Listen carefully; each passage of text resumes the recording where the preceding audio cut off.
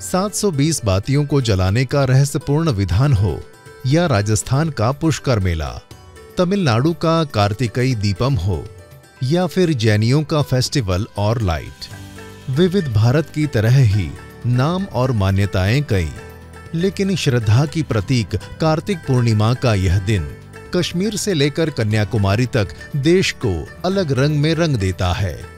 जहां पुष्कर मेले में लाखों लोग कार्तिक पूर्णिमा की शोभा बढ़ाते हैं, वहीं मेले में 25,000 ऊंटों का इकट्ठा होना न सिर्फ भारत बल्कि एशिया के सबसे बड़े ऊंट मेले के खिताब से पुष्कर को नवाजता है।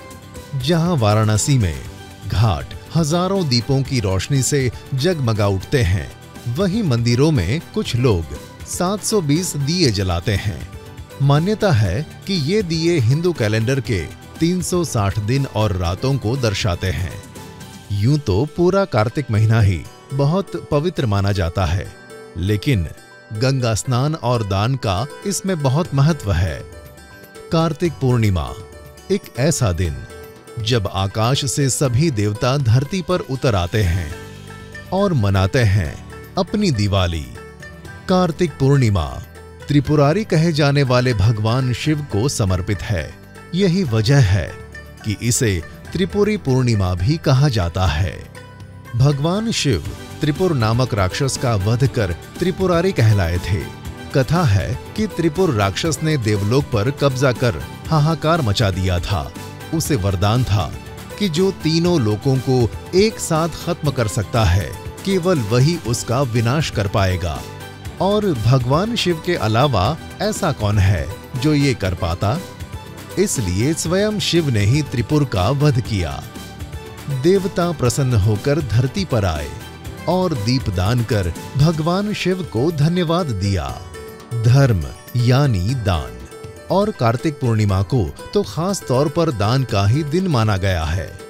इस दिन किया गया दान कई गुना ज्यादा फल देता है। आज के दिन जल में दीपदान किया जाता है। माना जाता है कि भगवान विष्णु ने कार्तिक मास में ही वेदों की रक्षा के लिए मत्स्यावतार लिया था और इस पूरे माह वे जल में ही निवास करते हैं।